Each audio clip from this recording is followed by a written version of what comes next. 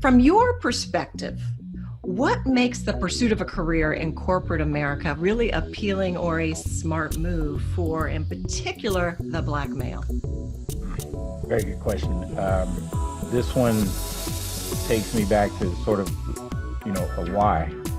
And to give it sort of even a historical context, um, the Black male has always seen themselves when it comes to being in circles that aren't their own, and sometimes even their own circles, as having to prove themselves, having to prove that they belong, having to, fight a little bit harder to get that seat at the table.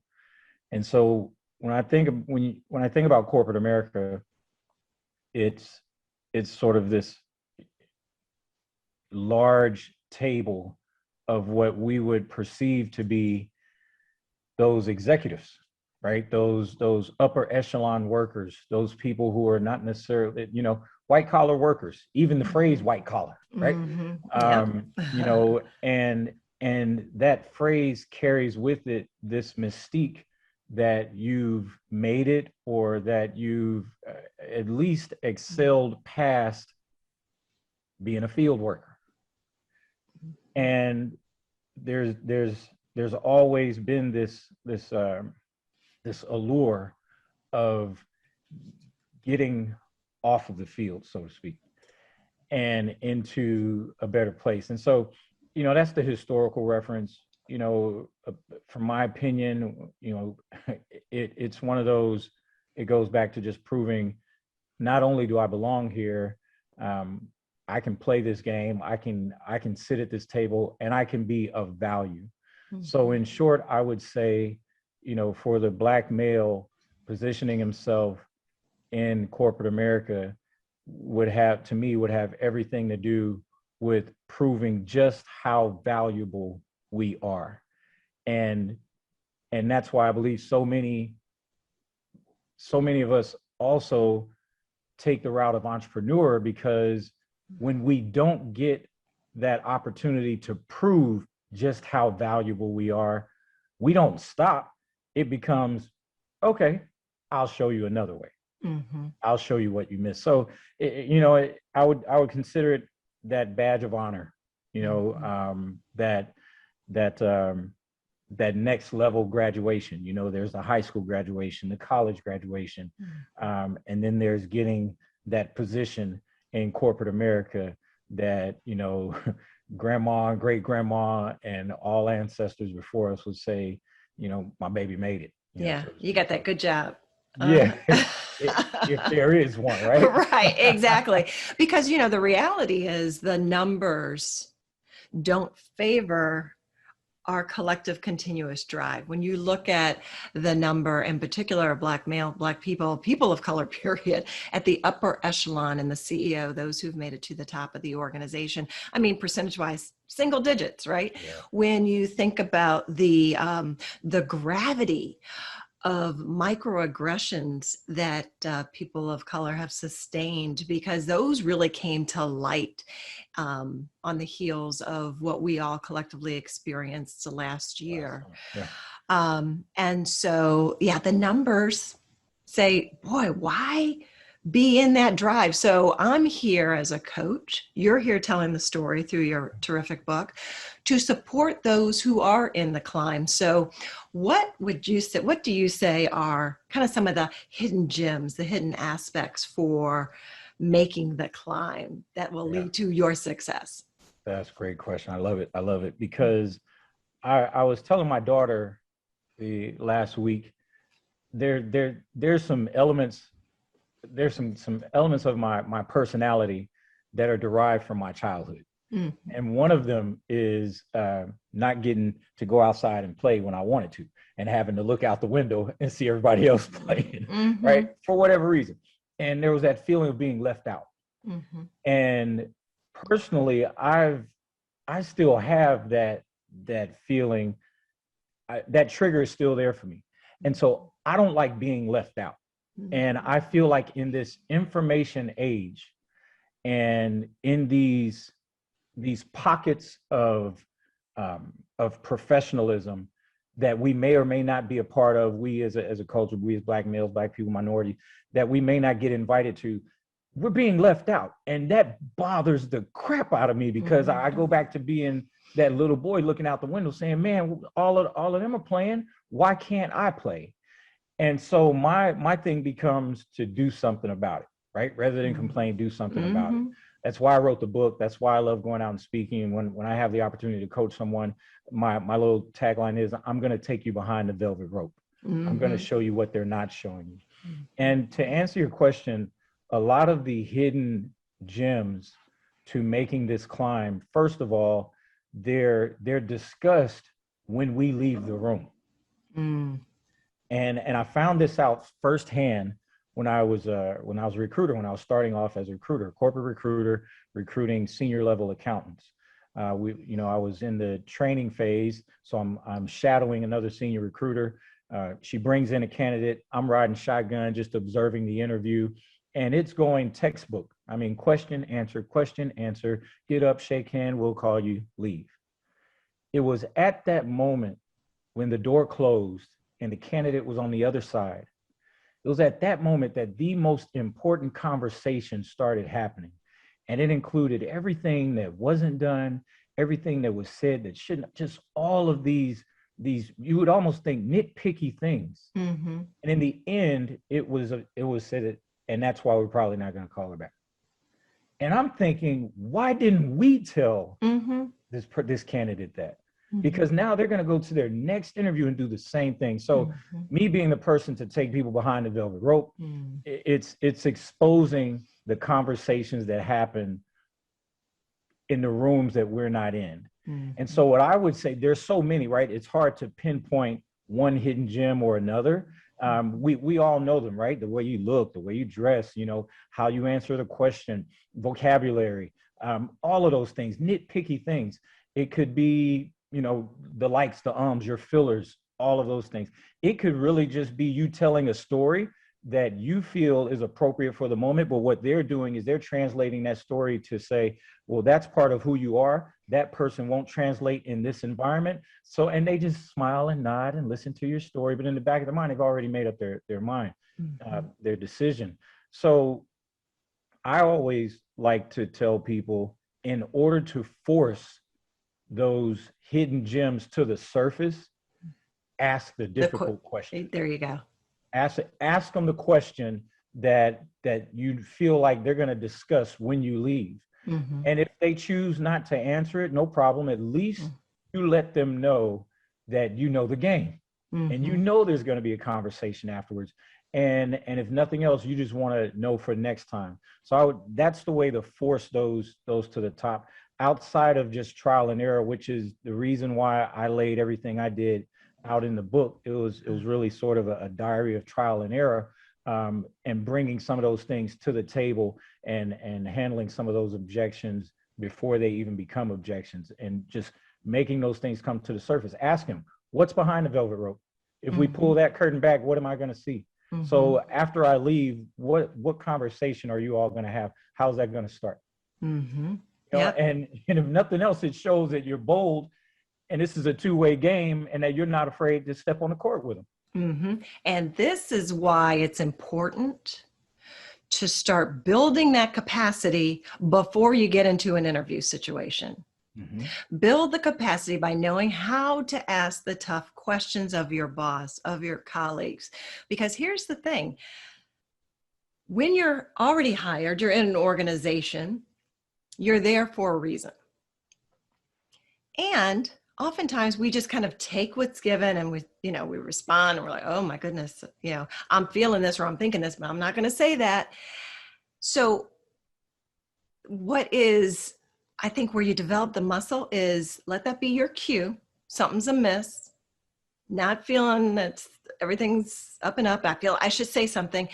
When you are having those internal cues, learn how to speak to them. And so it's not so much what we ask, but how you ask it. Absolutely. Because you're just a straight up jackass, probably not going to work. Alternative is, and I'd like to understand what contributed to your thinking that way. Yep. What contributed to your decision? So in your mind, you're like, I can't believe this person said or did that. Yeah, Let yeah, that be your exactly. cue. But you got to develop that muscle. And doing it in high risk situations, probably not going to serve you well. Learn to do that with your family and friends.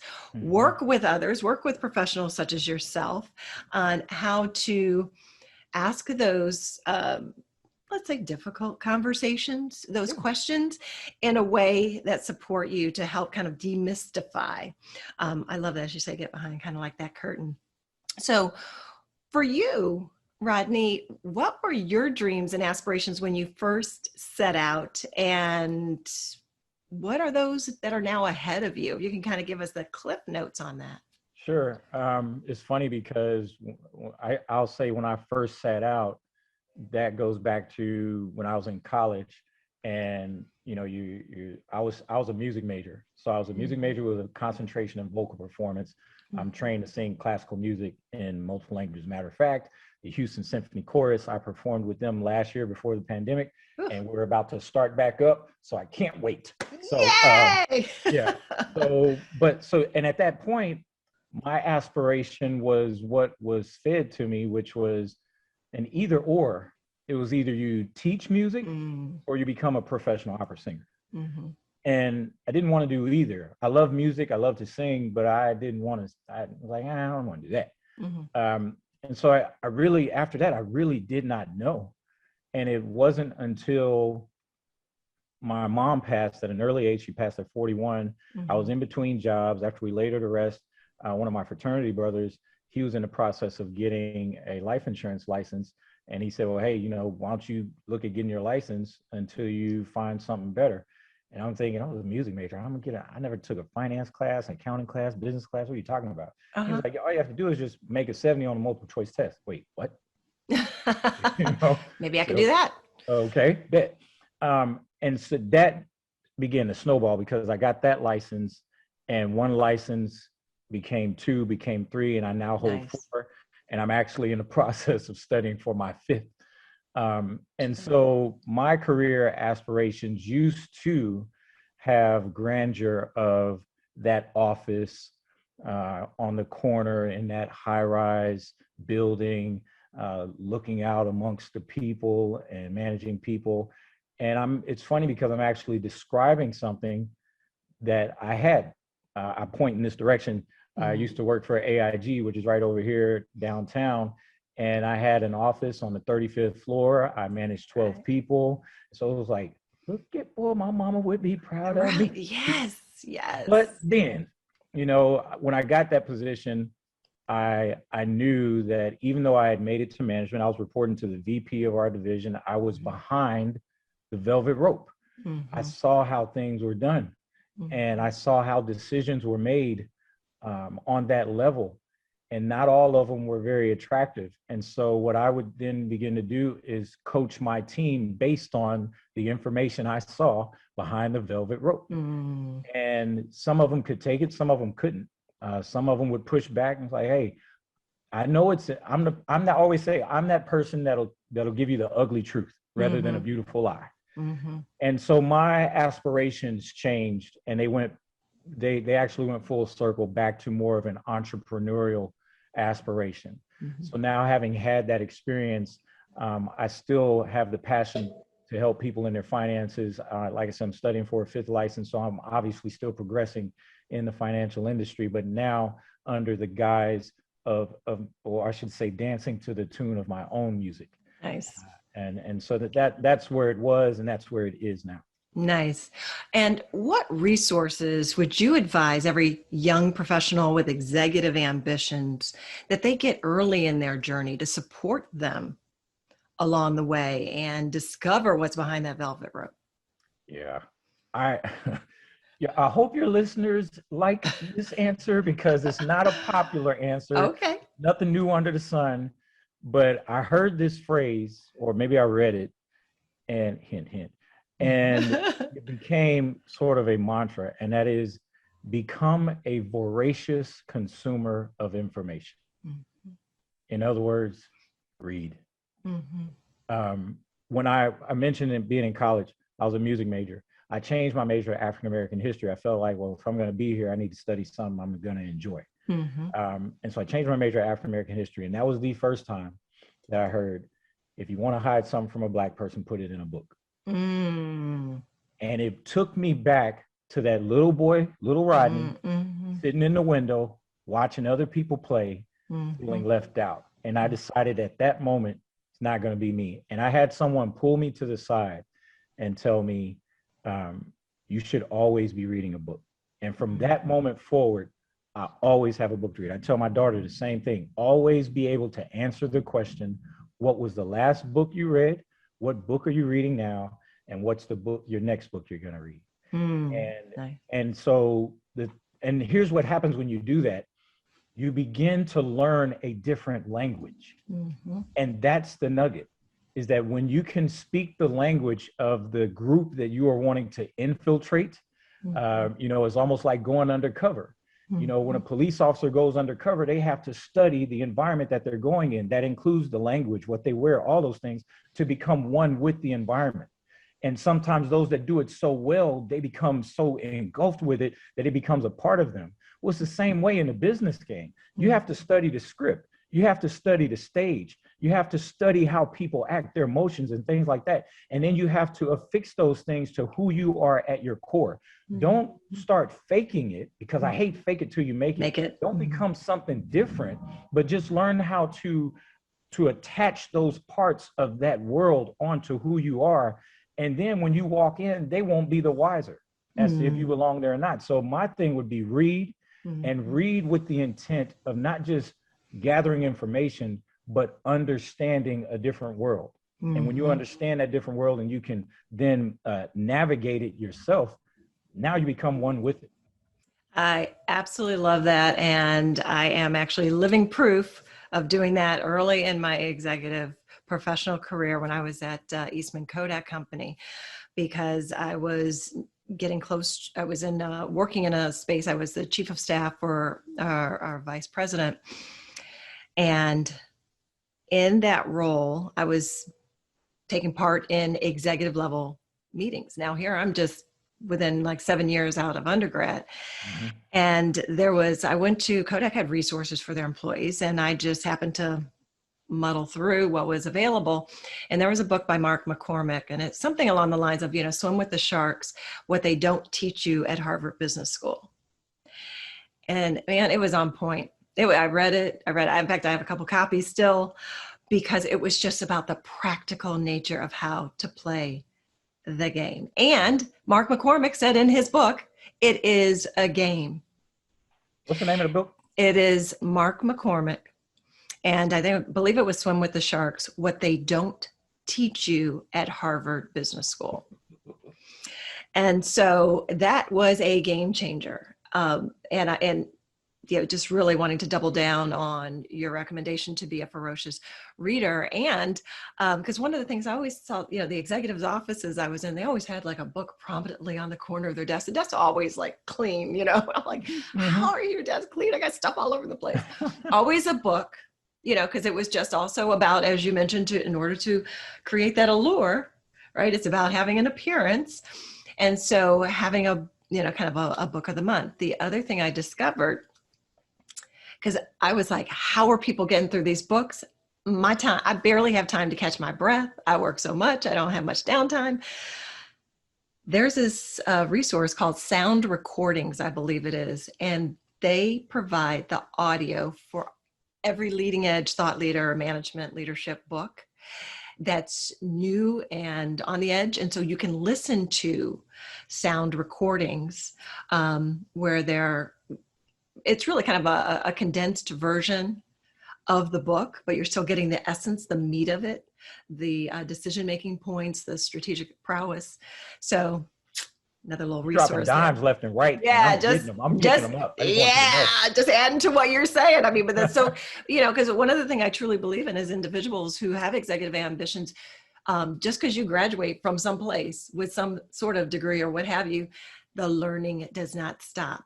No. To be a continuous learner is part of your armory. if Absolutely. you have executive ambition. So how would you say, as you just kind of look over the years of, that you have been a part of or watched, the game of corporate America, how have you believe it's changed in particular for, men of color, Black men in particular? Um, so I'm trying to think where it's changed. It's the first thing. And I think that's telling right there. Yeah. I okay.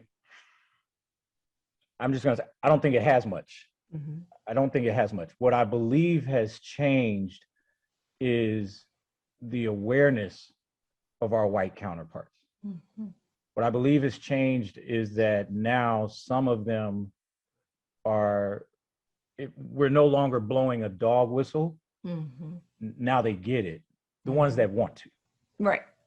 And so I still feel, because the numbers tell the story. And I don't know about you, but it really infuriates me, especially after last year.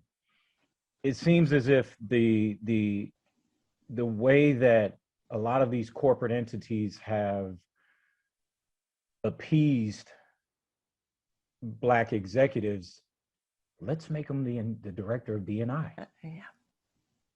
And to me, that's like saying, hey, you want to become a good soul food cook? Let's hire someone who's good at soul. No, Right. I would challenge, get a white male in there, Mm-hmm. and which would then force them to understand the multiple perspectives and what diversity and inclusion really means. Really means, yep. And so to go back to your question, how has it changed? We're still, there's this episode of Blackish where he talks about, yeah, when I walk in the room, I count, don't you?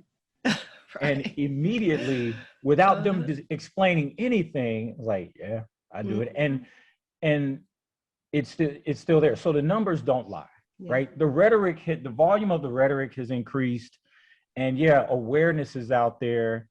But okay, now let's do something, and then maybe we can maybe others could answer your question a little bit more poignantly, but I don't feel it has, because when you walk into rooms that claim, we hear you and diverse culture, and we can still count. When will we get to the day when we can't count, even if we want to try?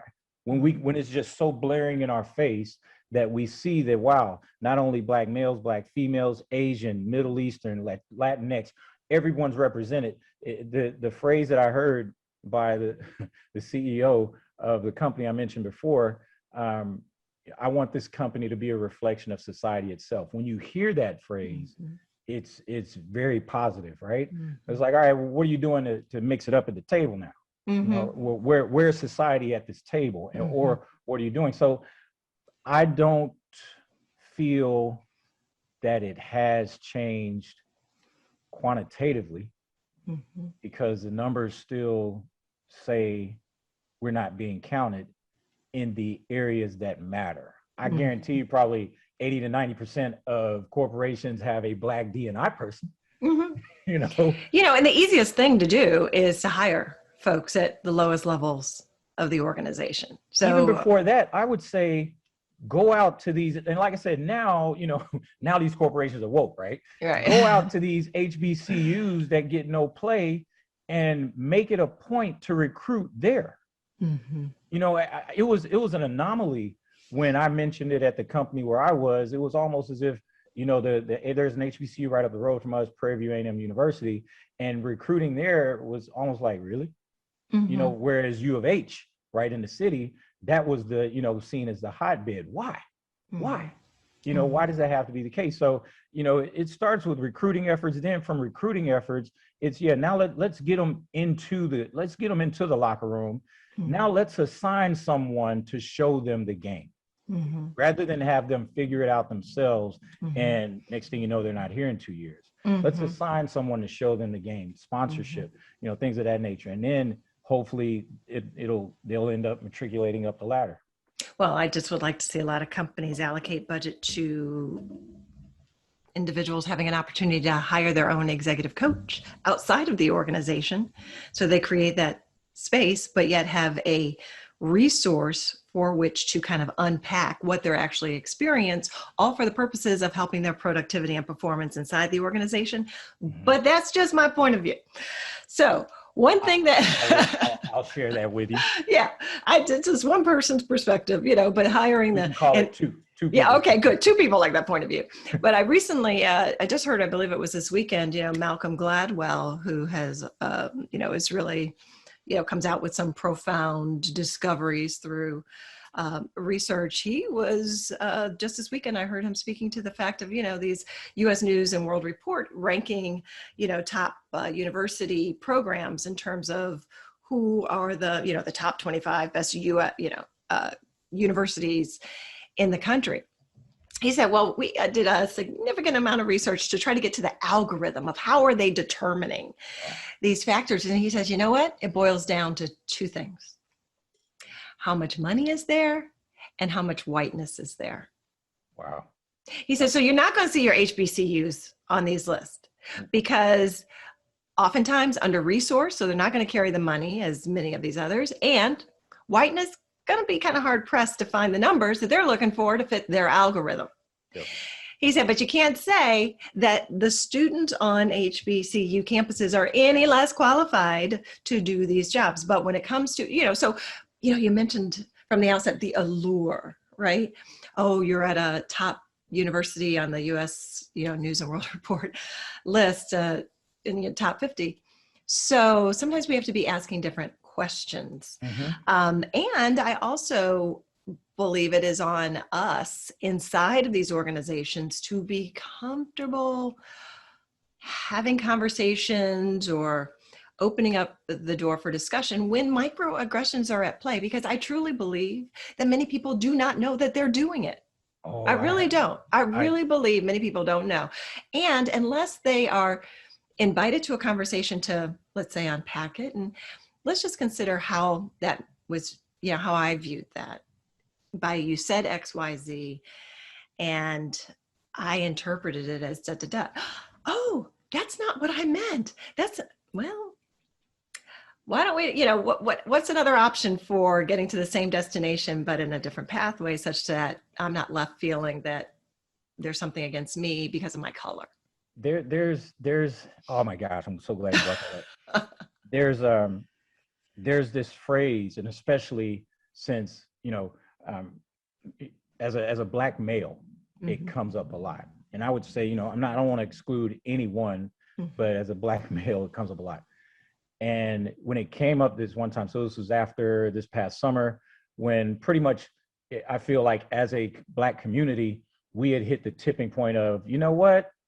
I'm not letting it ride anymore. I'm calling it out. It doesn't matter how micro the aggression is. Mm-hmm. So I was at a store, felt as if, and it was very, very clear that I had been discriminated on because I did not have long blonde hair. I was not a female. And, I just looked mm-hmm. like out of place, mm-hmm. and got a different, way of being treated. And I bubbled this up to the CEO, found the CEO on LinkedIn, bubbled it up to him. They, pass it off to a minion, and mm-hmm. the person called me, and I put a video out there about it on YouTube. Mm-hmm. Person called me, and they started commenting, like after they heard my side of the story, and mm-hmm. they were doing a great job from a customer service standpoint, great job. But then at the end, he jacked it up, and he used this phrase. And he said, yeah, I watched the video, and oh my gosh, you're just so articulate. And like I said, as a community, I've heard that several times because mm-hmm. I speak. Mm-hmm. Several times, let them ride. But at that point, I was like, no more. So I asked him. I said, I told him first, I said, I want to help you with something. Yeah. He said, well, what is that? I said, you said something earlier, and I'm going to assume that you meant nothing by it. However, if I don't share with you or educate you how it was perceived, because I'm sure you've said it before and you may say it again, mm-hmm. you may not get this type of response that I'm giving you right now. Mm-hmm. And I said, when you said you're so articulate, when you say that to a Black person, what we translate that as is, how am I supposed to sound? Mm-hmm. Or that means that you had a preconceived notion that I was not supposed to sound this way, and I violated your expectation. Mm-hmm. Why is that? Mm-hmm. And so, like you said, I took the opportunity to educate him, because I'm going to assume that he had no idea. It's going to be said again. Right. Exactly. Let me help you. Right. That's why I said, let me help you out, because you may come across somebody not as cool and calm as me, and they may go off on you. Especially now that we're at this climate, like, we just don't care. We're calling it out. So you're absolutely right. We do have a responsibility to educate our white counterparts on sort of how the perception and the interpretation of what they're doing. And those that choose to take it and receive it and internalize it, great. Those that don't, hey, at least I've let you know where that line in the sand is. So if you cross it again, you can't claim ignorance, and I have green light to check you. Just really nipping at the bud here to really promote to be what is an exciting read. Speaking of reading, and one of the reasons I reached out to you is corporate swagger. And thank you so much for putting this out here. The secret to winning the corporate game is every listener, you now have access behind the velvet rope. Get this book, because it really appears to me that the knowledge that you've gained, and you've been out there on the speaking circuit, that you're now making this information accessible to everyone. Any, young professional who's wanting to up their game, fulfill those executive ambitions, this is a resource to have on your shelf. Can I say something real quick? Yeah. Mm-hmm. Just two simple words. Thank you. And the thank you is I wish there was a deeper way to say it, but when I wrote that book, I honestly wrote it not knowing if anyone outside my wife and my daughter would pick it up. And it was not meant to be a let's get on the bestsellers list. It was really just to leave breadcrumbs from my experience and the collective experiences of the 16 people I interviewed. And my thing is always, I say it in the introduction, the fact that you got 2 sentences in, thank you very much. Because there's so many books out there to read, and there's nothing new under the sun. So really, thank you for, especially in what you do, for you to set aside time to pick that book, to read it. And when you reached out to me, I told my wife, I was like, Ina, so thank you very, very much. I so appreciate it. Absolutely. No, it was absolutely my pleasure, because I did discover you on Instagram, right? And when I started diving into the book, and I found that chapter on the humble narcissist, and I am going to share with the audience as one excerpt, because I believe others have had a very similar experience, and I'd like for you to speak to it. I told you when we first just did on the phone meet and greet, I said, I just had a client in this, cast in this light of a humble narcissist. That I just could not believe it. I was like, oh my gosh, this person I was just working with is in this exact scenario. And so if I may, and I'm drawing an excerpt here for our listeners from the book, and it's the humble narcissist. And let me get this, chapter number 7. And in here, why I like this book is because Rodney is sharing firsthand experience. He is sharing it, and it's the delivery. It's how you're talking about it that is also kind of witty, and is very smart. I have to say. Wow, thank you, man. I'm black man blushing over here. I'm turning purple. Oh, wait, okay, don't turn purple, please don't. But if you do, that's okay. It's your world.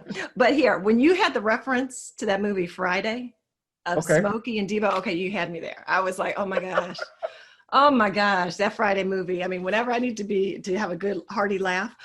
But so let me share in this, in terms of the experience that you bring to light, because I think this is very relatable.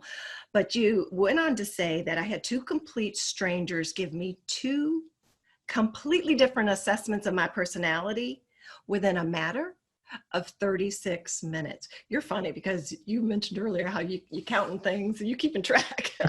And you were like, oh, it's no joke, 36 minutes. And you said one person, now this was like an offsite, a workshop of sorts. These are people you did not know. And so you're connecting with these people kind of for the first time. And you had to go off and break off into pairs, like a lot of workshops have folks do, break off into pairs. And so the one person, your workshop partner, says, she looks at you and says, I was afraid kind of to speak with you because I thought you were too confident. You're intimidating, Rodney. Okay, so you work through, navigate that. You're feeling some sort of way as you come out of that conversation. And here then a second person says to you, now, I actually think that you're so, approachable. You're just so, you have an air of confidence about yourself. And it was like threw you into a state of confusion. Here's this one person who's completely, intimidated, another person who's completely in awe. And you're kind of like, okay, now what is it? The second person's giving you more of an accolade about a modest confidence. Mm-hmm. So you're kind of like, well, which is it? So this is what, we're in these sessions with folks that don't look like us. We're getting this feedback. So what is your thought in response to that? Man, that's cool that you picked that out. And yes, it was 36 minutes. I did not pull that number out of the air because we left and then came back for lunch, and I looked at the clock and I was like, okay, that just happened. It really did. You said it accurately. For a moment, I was confused because I was not doing anything differently. As a matter of fact, because I know me, because I know I have no problem grabbing the mic, as you see. Mm-hmm. And I purposefully, it's part of that corporate swagger game. There are environments where I purposefully want to make sure I go in and capture eyes. Because if I'm the only one in there, I don't want you just seeing me just because I'm the only one. I want you to see that value just showed up in the room and it doesn't look like you. And so I purposefully dialed all of that back because we were in a group of 39 people. I didn't want to hog the stage. I didn't want it to be about me. I dialed it all back. So even in making a conscious effort to dial it back, I still came across on one hand as being very confident, intimidating, overbearing, unapproachable. And in that same moment, like you said, this person was somewhat like in awe of me. I mean, they were just gushing. And I'm like, I didn't do anything different. If I did anything different, I purposefully dialed it back. So I asked myself, self-examination, what did I do or what could I have done differently? And the answer I came up with was nothing, because this was a perception.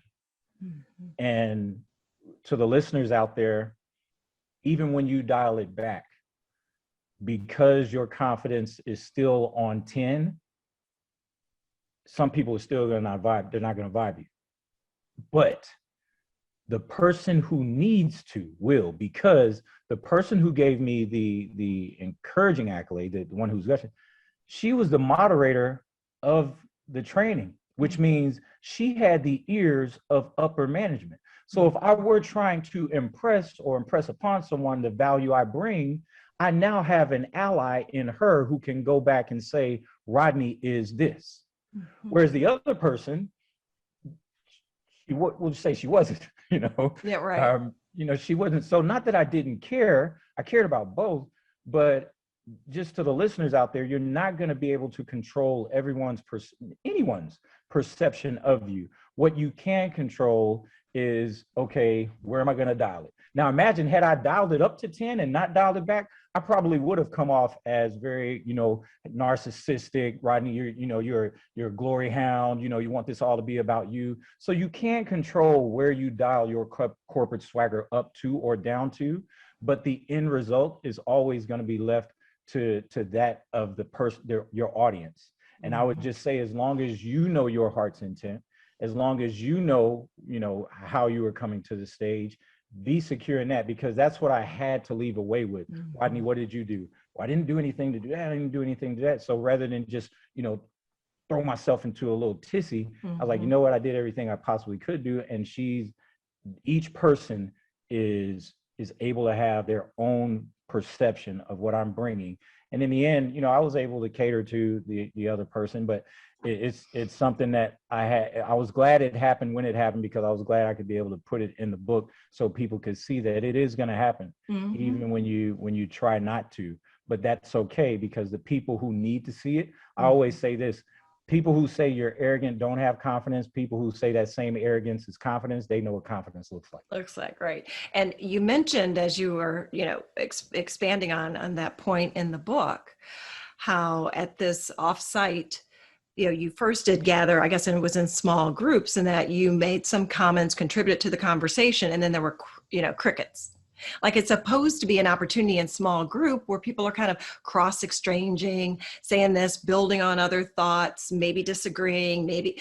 And so here you're speaking out, because I know I have heard for myself, in particular for Black men, it's like they feel, well, people, feel a certain way, so they just stay quiet, which is that's your reference to in Friday and the movie, right? Yep. Is that he I'll be speaks. talking again. Yeah, it just speaks. And then it's like, okay, and people maybe, and as soon as you leave the group setting, then everybody has chatter related to the topic. And so I just wonder, what's a tip or technique for someone who's faced that situation to navigate that space? And something that comes up is, be aware, prepare for that when you're going into these type of retreats and people are contributing small groups. Start out by modeling the way as someone else is talking. Add to, have some comment, expand what's coming up for you to someone else's comment. So you're modeling the way. So when you speak, you can also go to a point and say, hey, before I complete my thought, what questions are coming up? So you're giving folks a chance in the middle of what you're saying. That's really good. I want to invite you into my dialogue instead of me coming over here saying all that I've got to say in a very confident way. Let me hit pause for a moment. As you hear me say that, what's coming up for some of you? Yeah. And so create the space for others to now, be comfortable dialoguing with Rodney, right? Yeah.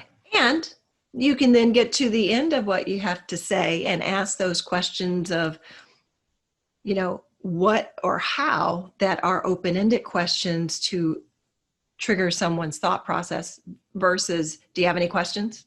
Because that's a yes, no, and people are closing. People, no, not have anything to say. That was great. Because Mr. Confident is going to probably, I'll be embarrassed if I challenge something he said. Yeah. But it's like, hey, what's coming up for you? And, because that then is you putting in, you're meeting folks halfway. We don't know how they're going to be when you first set up, but it's about how you prepare for being in that situation. Rodney, what's coming up for you is, I kind of throw out a couple of ideas there. I agree. I definitely agree. And I love the point you made about pausing in the midst of, rather than delivering all of it and then asking. I would also like to add to that an element of self-deprecation. When you, and I even think about, the psychology of things as well. Oftentimes in the environments where this would happen to me, everyone else was sitting down, I was standing. So now you got a 6'2", dark-skinned, bald-headed Black man who is educated. You package all of that up, yeah, maybe a little bit intimidating. I don't want to say anything, right? So sitting down and the psychology of just coming to their level. I even read once about how just the desk itself presents a power barrier, and sitting on the same side of the person that you're doing a one-on-one. I'll never forget the first time I did a one-on-one with one of my employees, and I sat on the same, hey, what are you doing? And I said, I'm sitting over here. I want to sit with you and not across from you. There you go. Barriers. And so that opens the door for them to engage. And then the other thing that I would ask is almost like planting a seed, like you said, going into those situations, planting the seed of, hey, I'm going to share some things with you, but I bring to you one perspective. Yours is another. Yeah. So as I'm sharing, yes, some of this stuff is factual, probably can't be, can't be argued, but you're going to have a perspective. I'm interested to know your perspective. So at the end, I'm going to ask for that perspective, because I want to know what you all are thinking, because that could be value add for the next time I give this. So planting that seed beforehand and recognize, and it goes back to being on their level. Now they see that, wow, this person is delivering information that I don't know or don't have. And they're also asking me to be a part of the next time they go out. I'm important. I'm valuable. Yeah, let me give them what I think. And everybody likes to talk and give you their opinion. So, the floodgates will open. Nice. Really nice. Some rich content and techniques being dropped here. So terrific. I know we're coming up on the end of our time together. I do want to invite you before we leave, because I know this was a passion project of yours, the Corporate Swagger book. And so I'd just like to know, what aspect of Corporate Swagger is closest to your heart? Ooh. Nice. So in writing the book, I thought about how I got to where I got to. By no means the top of the mountain, but experienced a level of success outside of statistical norms. And I asked myself, okay, what helped me get here? And one of them you brought up, which was the humble narcissist. That was out of the 8, that was one of my 2 favorite chapters. The other one, to answer your question, would be the B side.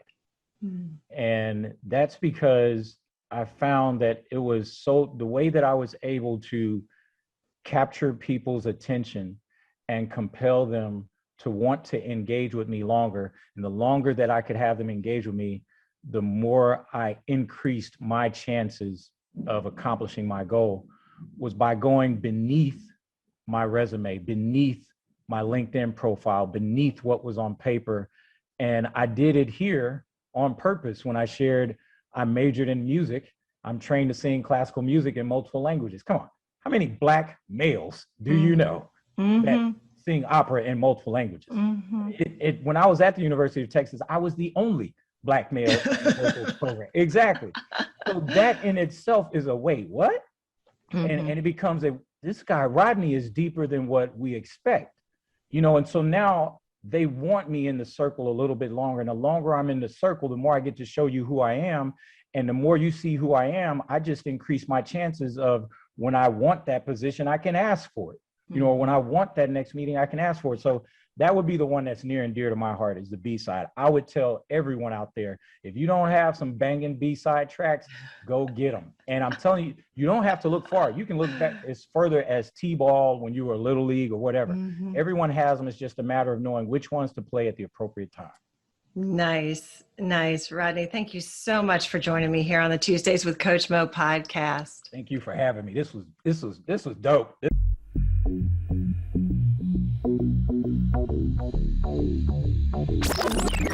That's a wrap for this episode of Tuesdays with Coach Mo.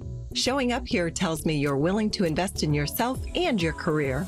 Get additional resources at tuesdayswithcoachmo.com. Please subscribe and leave a review. I'd love to get your feedback. Till next time, this is Coach Mo, signing off. Tuesdays with Coach Mo.